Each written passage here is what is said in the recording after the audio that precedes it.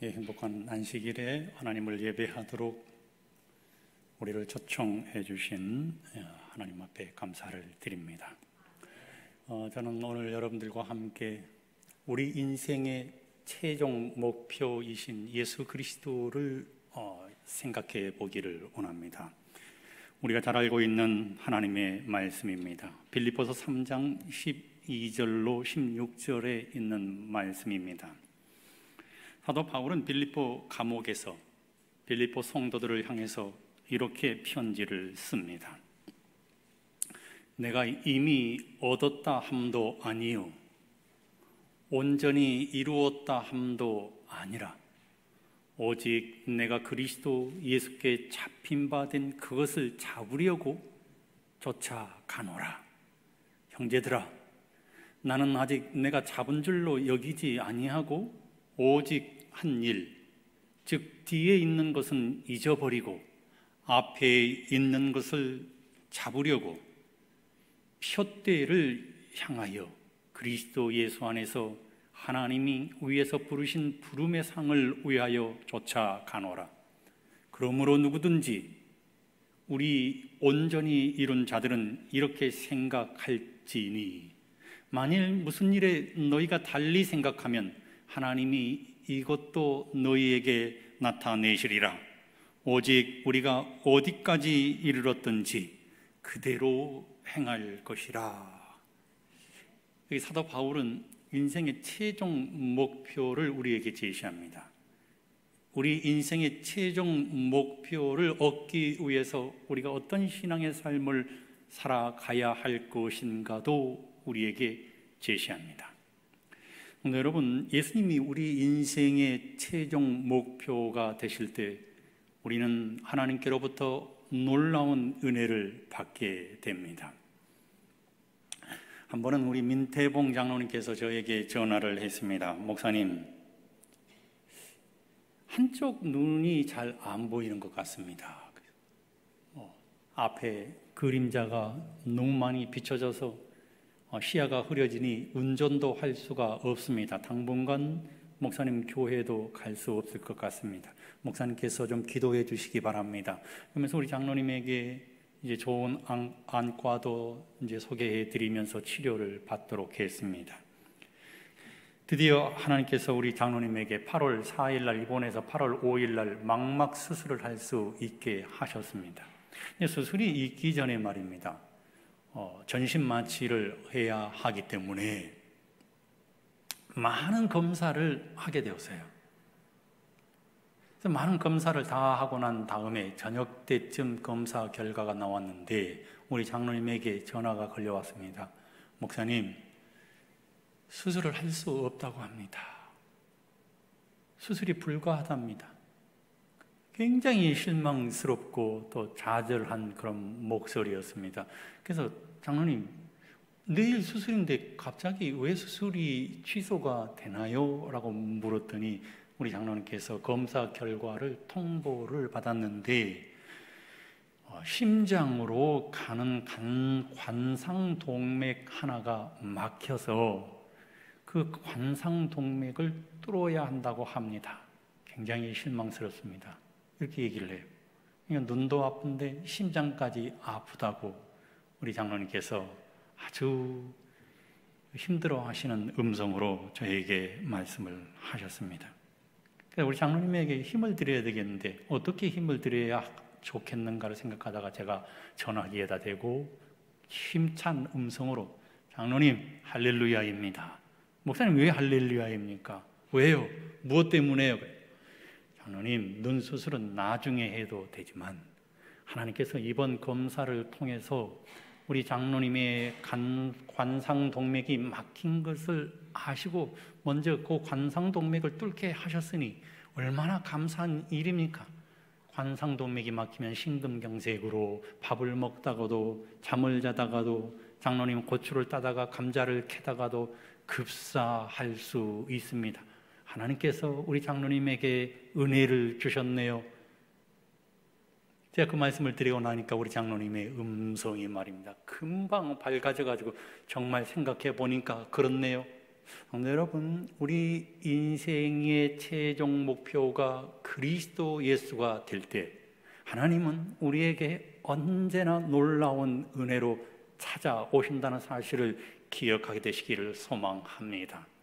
그래서 사도 바울은 빌립보서 3장 12절에 자신의 인생관과 자신의 가치관을 우리에게 제시합니다. 내가 이미 얻었다 함도 아니요 온전히 이루었다 함도 아니라 오직 내가 그리스도 예수께 잡힌 바 된 그것을 잡으려고 쫓아가노라 라고 기록하고 있습니다. 내가 아직 온전한 구원을 이루지 못했으니 오직 또 내가 구원받은 것도 예수님께서 나를 위해서 십자가에서 대속해 주신 사랑으로 인함이니 그 은혜에 보답하기 위해서 내가 달려가겠다고 사도 바울은 이야기하고 있는 것입니다.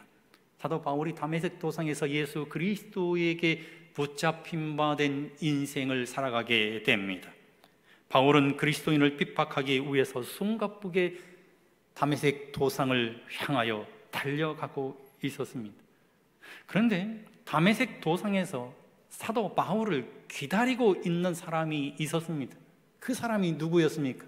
예수 그리스도였습니다. 그리고 바울을 붙잡았습니다. 얼마나 예수님께서 바울을 세게 붙잡으셨는지 말입니다. 사도 바울의 눈이 멀어질 정도로 세게 붙잡으신 그리스도 예수의 은혜를 생각해 볼 수 있는 것입니다. 성경을 보면 사실은 사도 바울이 예수 그리스도를 붙잡은 게 아닙니다. 성도 여러분, 예수님께서 우리를 붙잡으신 것이지 우리가 예수 그리스도를 붙잡은 게 아닌 것입니다. 그래서 바울은 예수께 잡힌 바 된 그것이라고 말하고 있는 것입니다. 예수님이 십자가에서 바울의 모든 죄를 죽음으로 대속하시고 구원하여 붙잡아 주셨으니 그 구원을 잡으려고 나는 이제 달려가겠다고 하는 것입니다. 예수님을 쫓는 신앙의 삶을 살아가겠다고 한 것입니다. 여기 쫓는다는 이 말씀의 의미는 헬라어로는 디오코입니다. 재빠르게 달려간다는 의미인 것입니다. 좀 더 깊이 생각해 보면 추격을 하기 위해서 빠르게 달린다는 의미인 것입니다. 히브리어 동사도 라다프인데 역시 뒤쫓다, 추격하다라고 하는 의미를 가지고 있습니다. 여러분, 우리가 추격하기 위해서는 얼만큼 빨리 달려야 합니까? 전력 질주를 해야만 앞서가는 사람을 잡을 수가 있는 것입니다. 그리스도인은 달려가는 사람들입니다. 앞을 향하여 힘차게 달려가는 사람들이 그리스도인 것입니다. 예수님을 위해서라면 목숨도 귀한 것으로 여기지 않고 주님을 따르는 사람, 그 사람들이 바로 그리스도인인 것입니다. 그래서 사도 바울은 자신의 목숨도 아끼지 아니하고 그리스도에게 잡힌 바 된 신앙의 삶을 살아가기 위해서 지금 빌립보 감옥에서 빌립보 성도들에게 우리도 함께 부르심의 상을 쫓아가는 사람들이 되자라고 호소하고 있는 것입니다. 오늘 여러분, 전에 제가 섬기던 교회에서는 중국에 있는 상해교회와 자매결연을 맺었습니다. 그래서 자매결연을 맺고 나니까 이제 이 교회를 담임 목사로서 1년에 한 번씩은 방문해서 성도들에게 말씀을 먹여야 되는 일이 생겼습니다. 제가 그곳에 방문하니까 한 40여 명의 성도들이 말입니다, 함께 이 예배를 드리고 있었습니다. 그런데 제가 그곳에 도착을 해서 금요일 저녁 예배를 드리는데 말입니다, 성도들의 이 말씀을 대하는 태도가 얼마나 간절한지요. 제가 2시간 이상을 설교를 했음에도 불구하고 말입니다, 그 말씀 속에 하나님의 놀라운 은혜와 사랑 속에 빠져드는 이 상해교회 교인들이 말입니다, 말씀을 멈춰달라고 얘기를 하지 않는 것입니다. 다음날 안식일에는 제가 사실은 2시간만 설교하고 오후에는 우리 그곳에 계시는 장로님과 더불어서 상해를 좀 구경하자고 이렇게 얘기를 했는데 얼마나 말씀을 오랜 시간 동안 경청하는지 말입니다. 밤 9시까지 성경을 제가 펴서 성도들과 함께 가르쳤습니다.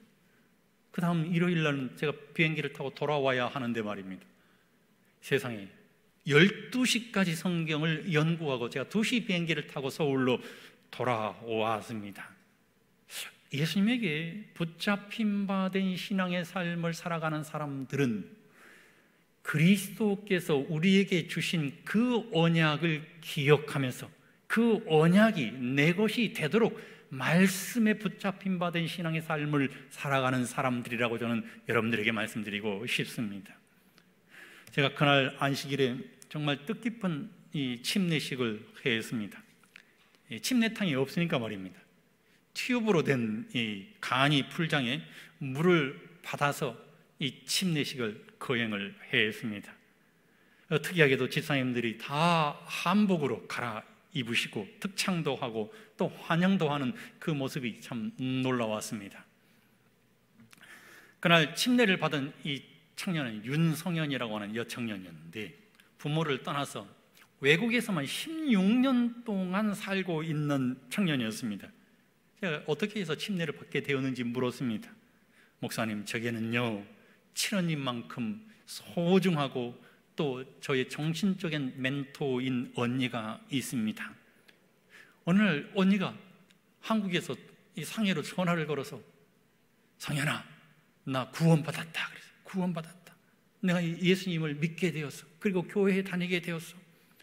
근데 성현아, 내가 너를 꼭 하늘에 같이 데리고 가고 싶어. 내일 비행기로 나 상해 간다 하고는 끊더라고 하는 것입니다. 이 언니가 말입니다. 살렘 요양원에서 성경의 가르침을 받고 말입니다.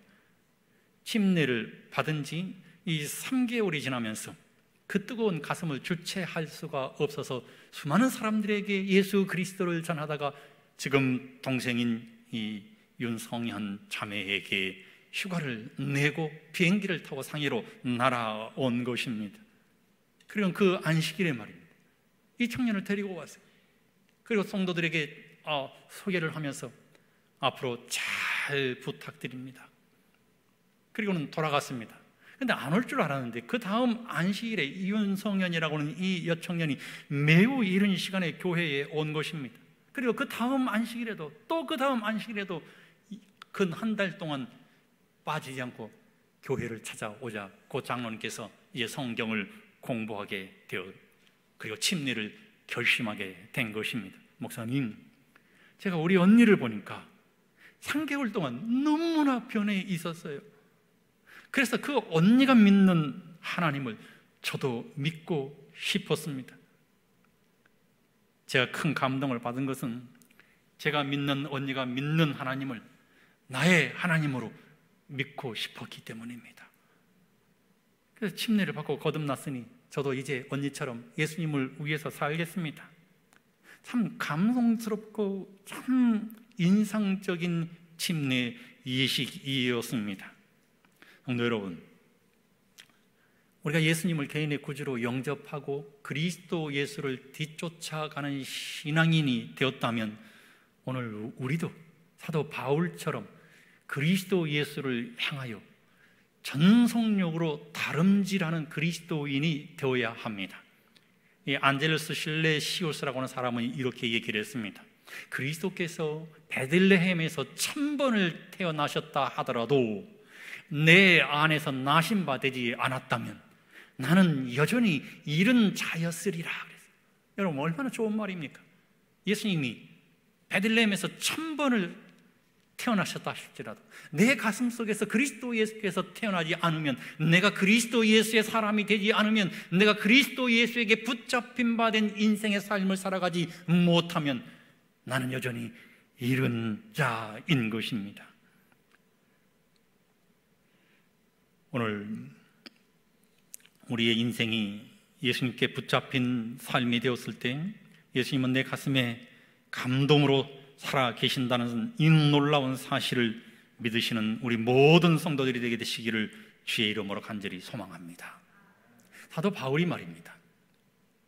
예수 그리스도를 쫓기 위해서 13절에 자기는 다 버린다고 그랬습니다.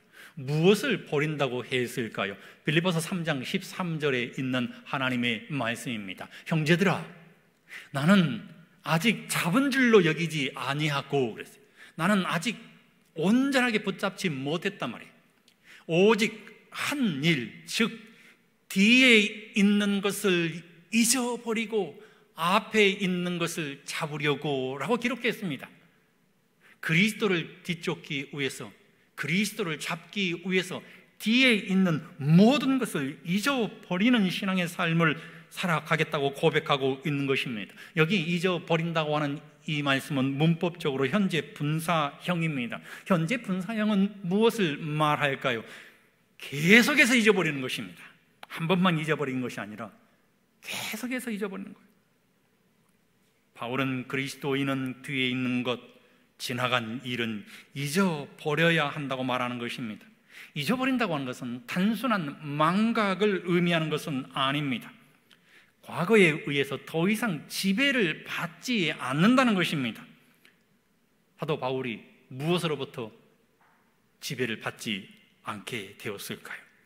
그리스도 예수를 얻기 위해서, 앞에 있는 것을 붙잡기 위해서 바울은 가말리엘 문화생인 것을 잊어버렸습니다. 율법주의자요, 히브리인 중에 히브리인으로서 기적의 삶을 살아갔던 것도 잊어버렸습니다. 당시 최고의 명예와 최고의 권력이었던 로마 시민권도 다 잊어버렸습니다. 그리스도인에게 받아야 했던 수많은 고난과 수많은 아픔과 수많은 슬픔도 잊어버렸습니다. 스테반을 고문하면서 스테반을 죽음으로 몰고 갔던 것도 다 잊어버렸습니다. 그리스도 예수를 위해서 자신이 가지고 있는 모든 것을 아낌없이 버릴 수 있는 사람, 그 사람이 바로 그리스도인인 것입니다. 그래서 사도 바울은 오늘 우리에게 이렇게 권면합니다. 또한 모든 것을 해로 여김은 내 주 그리스도 예수를 아는 지식이 가장 고상하기 때문이라. 내가 그를 위하여 모든 것을 잃어버리고 배설물로 여김은 그리스도를 얻고라고 기록합니다. 그리스도를 얻기 위해서 자신이 가지고 있는 모든 것을 다 해로 여겼고 배설물로 여기고 과거를 잊어버리는 신앙의 삶을 살아간다고 사도 바울은 오늘 우리에게 이야기하고 있는 것입니다. 성도 여러분, 그렇다면 잊어버린 것, 그것도 복입니까? 우리의 과거의 일을 다 기억한다면 우리는 끔찍해서 못 살 것 같습니다. 왜냐하면 우리가 지은 죄가 너무나 많기 때문인 것입니다. 그러나 우리는 염려할 필요가 없습니다. 왜냐하면 그리스도 예수께서 십자가의 죽으심으로 인하여 우리의 모든 과거의 죄들을 다 깨끗게 하시는 놀라운 대속의 은혜를 우리에게 주셨기 때문인 것입니다. 하나님은 우리의 과거를 묻지 않으시는 분입니다. 그래서 하나님은 우리가 과거에 지은 죄에 대해서는 다 용서의 방법을 마련하셨는데, 고린도후서 5장 14절로 19절에 있는 말씀을 보면 우리가 그리스도 예수 안에 있으면 새로운 피조물이라고 기록해 있습니다. 이전 것은 지나갔으니 보라, 새 것이 되었도다. 새 것이 되었어요. 모든 것이 하나님께로서 났으며 그가 그리스도로 말미암아 우리를 자기와 화목하게 하시고 또 우리에게 화목하게 하는 직분을 주셨으니 곧 하나님께서 그리스도 안에 계시사 세상을 자기와 화목하게 하시며 그들의 죄를 그들에게 돌리지 아니하시고 화목하게 하는 말씀을 우리에게 부탁하셨느니라. 새 것이 된 이유가 무엇입니까? 그리스도 예수로 말미암아 우리를 화목하게 하셨고 또 성경에 있는 말씀을 보면은 우리의 죄를 그들에게 돌리지 아니하셨다라고 기록하셨기 때문인 것입니다. 사도 바울이 이 말씀을 어디에서 인용했는가 하면 이사야 43장에서 인용했습니다. 이스라엘 백성들이 바벨론 포로로 잡혀가서 힘겨운 삶을 살아가고 있을 때 선지자 이사야를 통해서 이스라엘 백성들에게 희망이 되었던 말씀을 사도 바울이 그대로 인용한 것입니다. 이사야 43장 18절로 19절에는 너희는 이전 일을 기억하지 말며 옛날 일을 생각하지 말라. 보라, 내가 새 일을 행하리라. 이사야 43장 25절에 나는 나를 위하여 내 허물을 도말하는 자니 내 죄를 기억하지 아니하리라 그랬어요. 애굽에서 종살이하던 이스라엘 백성들이 광야에서 수많은 어려움을 당하자 그들은 가나안을 포기하고 싶었습니다. 과거로 회개하고 싶었습니다. 그러나 여호수아와 갈렙은 오직 가나안 땅만이 그들이 하나님께서 약속하신 언약하신 땅이라는 사실을 알았습니다. 과거에 매이지 않는 미래지향적인 신앙의 삶을 살아간 것입니다. 그래서 그들은 앞만 보고 달려갔습니다. 뒤에 있는 것은 다 잊어버렸습니다. 소돔과 고모라의 멸망은 우리에게 많은 교훈을 줍니다. 롯의 아내가 소돔에 대한 미련을 버리지 못하고 뒤를 돌아보게 되었을 때 소금 기둥이 되어버립니다. 어제의 일이 무엇이었든 우리에게는 지금 현재 오늘이 가장 중요한 날인 것입니다. 그래서 누가복음 9장 62절에도 손에 쟁기를 잡고 뒤를 보는 자는 하나님 나라에 합당하지 아니하니라 라고 기록했습니다. 그리스도인에게 과거는 중요하지 않습니다. 현재가 중요한 것입니다. 현재 내 신앙의 삶이 중요한 것입니다. 현재 내 가정의 삶이 중요한 것입니다. 현재 내 성도들과 함께 교제를 나누고 교통하는 것, 이것보다 더 중요한 것은 없는 것입니다. 오늘 우리 사랑하는 모든 행복한 토평교회 성도들 앞에 있는 그리스도 예수를 붙잡기 위해서 과거로부터 자유하게 되시기를 주의 이름으로 간절히 소망합니다. 현재의 삶에서 영성과 현재의 삶에서 미소와 현재의 삶에서 행복을 누리시는 우리 모든 성도들이 되시기를 주님의 이름으로 여러분 간절히 축원드립니다. 빌립보서 3장 14절에 있는 말씀을 보면 이제 드디어 사도 바울이 우리에게 한 목표 지향점을 제시합니다. 푯대를 향하여 그리스도 예수 안에서 하나님이 위에서 부르신 부름의 상을 위하여 쫓아가노라. 세번역 성경은 오직 내가 그리스도 예수께 잡힌 바 된 그것을 잡으려고 쫓아가노라. 오직 앞에 있는 것을 잡으려고 오직 그대로 행할 것이라. 이 오직이라고 하는 단어를 3번에 걸쳐서 사용하고 있는데 이 오직은 목표 지향점입니다. 그래서 새 번역 성경에서는 뭐라고 기록을 했는가 하면 그리스도 예수 안에서 하나님께서 위로부터 부르신 그 부르심의 상을 받으려고 목표점을 바라보고 달려가고 있습니다. 그랬습니다. 하나님께서 주시는 상을 받기 위해서 목표점을 향하여 달려간다고 말합니다. 오직 그 목표점을 향해서 나는 달려갈 뿐입니다. 여러분, 이 푯대라고 번역되어진 이 헬라어는 스코포스인데 지키는 사람입니다. 망을 보는 사람입니다. 또 눈을 들어서 멀리 바라보고 고정하는 목표점을 의미합니다. 히브리어로는 마타라인데 지키다, 유지하다라고 하는 의미가 있다고 하는 것입니다. 그렇다면 이 푯대라고 하는 것은 지속적으로 지키며 지속적으로 유지하는 목표점을 의미하는 것입니다. 여러분, 우리가 좀 세속적인 사람이 되어버리면 어느 순간 그리스도 예수의 형상이 우리의 가슴에서 사라질 때가 수도 없이 많이 있습니다. 내가 하나님을 찬양하는 찬양을 부르지 아니하면 어느 순간 내 입술에서 세상을 노래하게 됩니다. 내가 하나님의 말씀을 깊이 있게 묵상하지 않고 하나님의 말씀을 봉독하지 않으면 어느 순간 내 손에는 세상적인 책들이 들려 있게 된다고 하는 것입니다. 그리스도 예수의 십자가를 묵상하지 않으면 그렇게 충만하게 내 가슴 속에 새겨졌던 십자가의 형상이 말입니다, 내 스스로도 알아볼 수 없을 정도로 희미해질 때가 많이 있는 것입니다. 그래서 오늘 사도 바울은 우리에게 푯대를 제시합니다. 지속적으로 그리스도 예수를 향해서 나아가는 그리스도인들이 되어야 한다고 우리에게 이야기하고 있는 것입니다. 사도 바울은 그것을 유지하기 위해서 빌립보서 3장 10절로 11절에 내가 그리스도 예수의 부활의 권능과 그 고난의 참여함을 알려하여 그의 죽으심을 본받아 어찌하든지 그랬습니다. 어찌하든지. 저는 어찌하든지라고는 이 말씀에서 참 감동을 많이 받았습니다. 어찌하든지 그리스도 예수를 본받아 죽은 자 가운데서 부활에 이르러 하노니 라고 기록한 것입니다. 그러므로 성도 여러분, 그리스도 예수의 부활을 내 가슴에 간직하는 것, 그것이 바로 푯대입니다.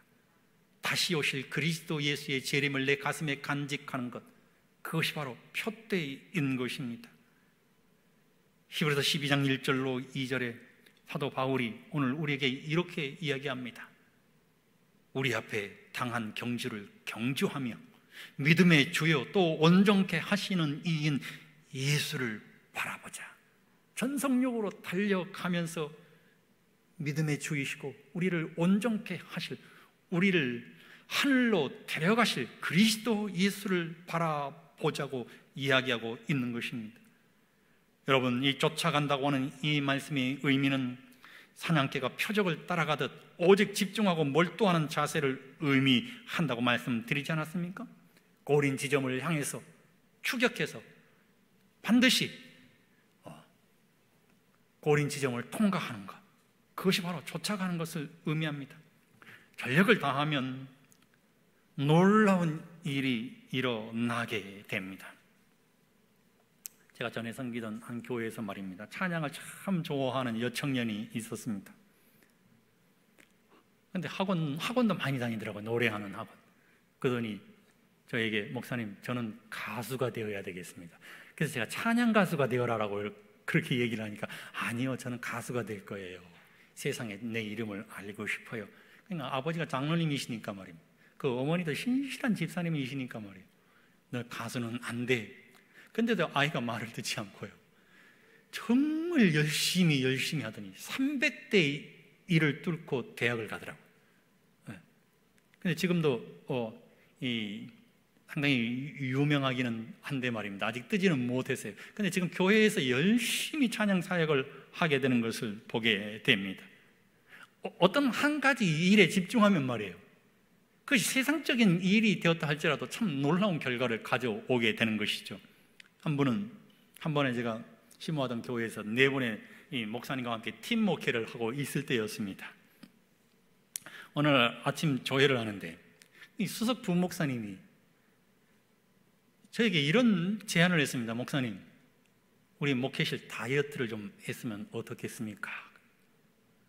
그래서 제가 딱 쳐다보니까 저를 포함해서 이 4분의 목사님들이 말입니다, 너무나 다 이 살이 쪄 있는 모습을 발견하게 된 것입니다. 저만 80kg고 나머지는 다 90kg가 넘어갔어요. 그래서 제가 좋다고 그랬습니다. 이번 기회에 저도 살을 좀 빼자 그랬어요. 헬스장 3개월을 제가 끊어줬습니다. 목사님들에게 다 끊어줬습니다. 그리고는 목표치를 정하다 보니까 전부 다 10kg을 감량한다고 그래요. 10kg 빼는 게 얼마나 어려운 일입니까? 처음에는요, 시간을 정해놓고 헬스장을 4명이서 다 같이 갔습니다.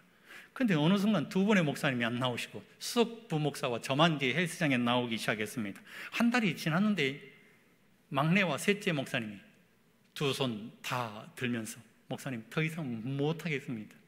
목사님, 저에게 먹는 것 유혹 너무 많이 하시는데 제가 더 이상은 못하겠습니다 하고 2 손을 들었습니다. 근데 수석 부목사님은 자기가 말했으니까 말이에요, 포기하지 못하고 3개월 동안 살이 안 빠지기 시작하니까 나중에는요, 모래주머니를 저기 발목에다가는 감고는요, 런닝머신을 뛰는 것을 발견하게 되었습니다.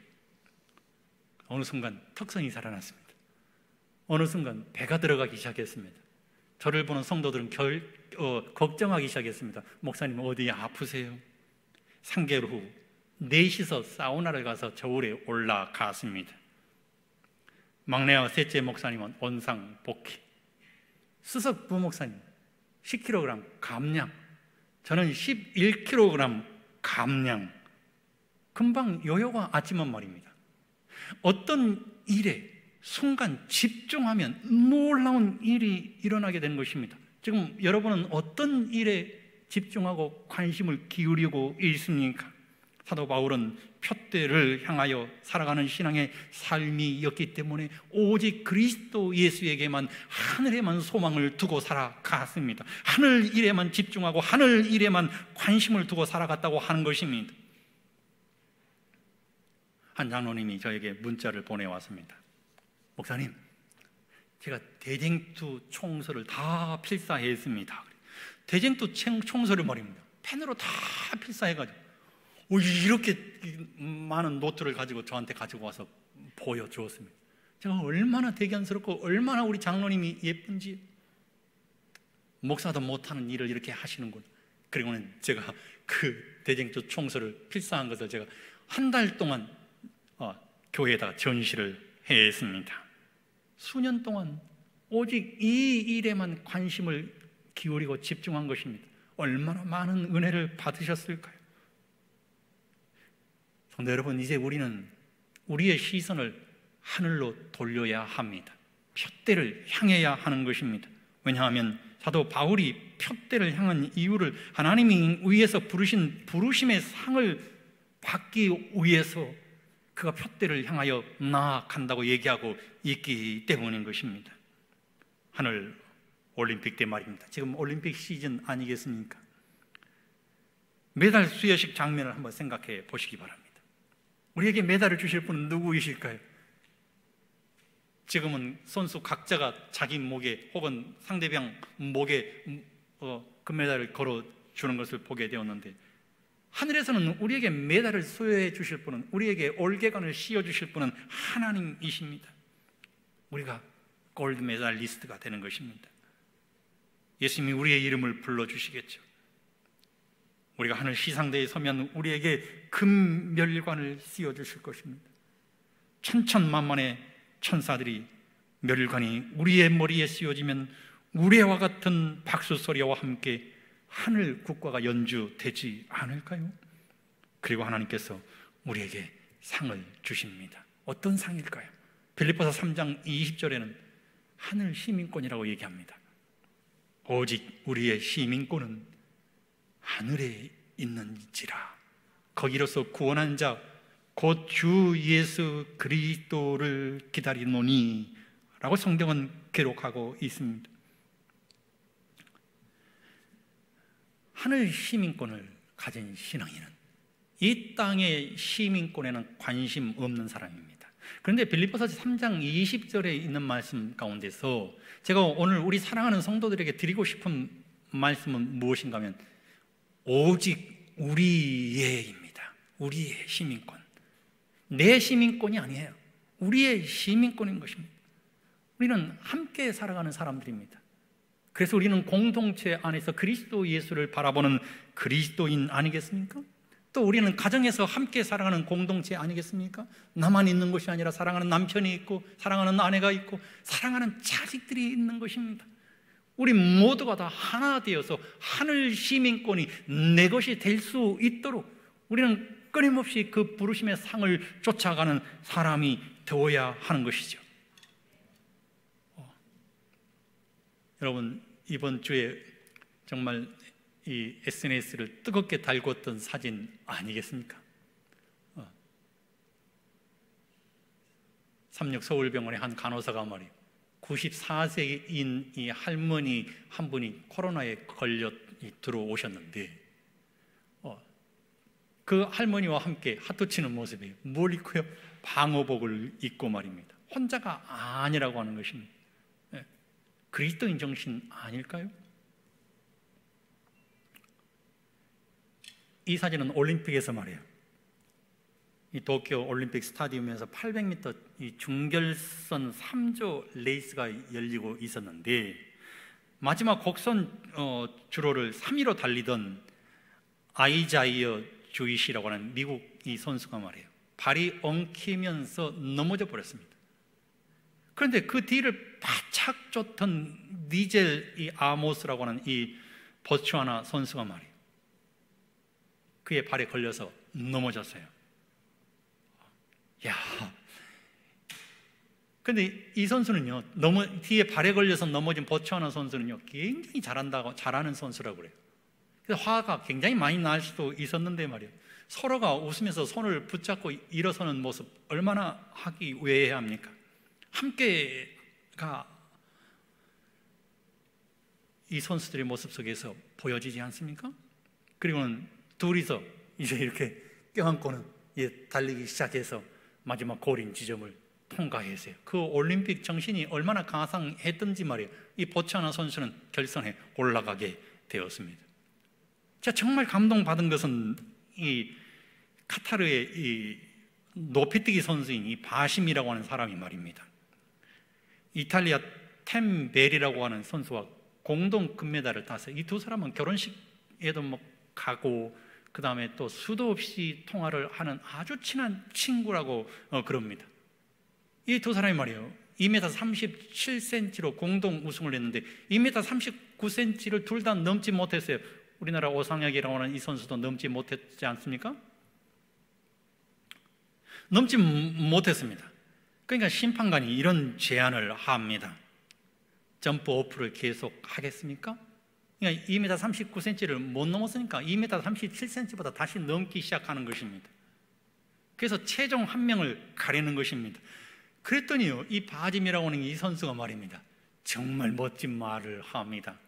공동 금메달 수상은 안 되나요? 공동 금메달 수상은 안 되나요? 공동으로 금메달을 수상하고 싶은 것입니다. 그래서 심판이 뭐라고 얘기를 한가 하면 가능합니다. 가능합니다.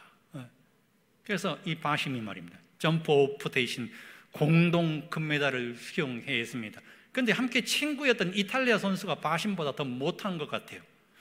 얼마나 좋아하는지 공동 금메달 이 수상 소식에 말이에요, 친구가 그렇게 얘기하는 것을 보면서 말입니다, 나는 친구를 선택하겠습니다, 공동 금메달을 수상하기를 원합니다라고 했을 때 이 친구가 막 바닥에서 막 경기장에서 막 대굴대굴 구르면서 막 눈물을 흘리면서 기뻐하는 모습을 보게 된 것입니다.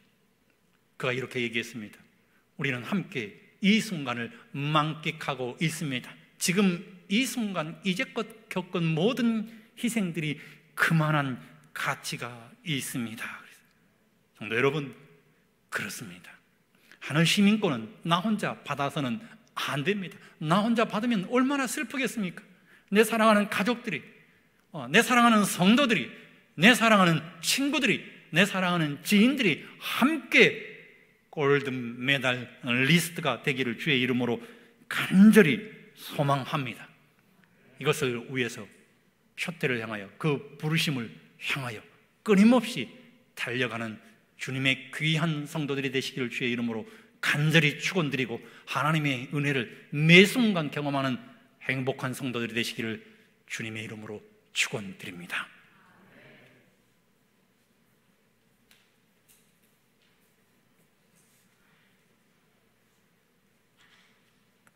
(8월 7일)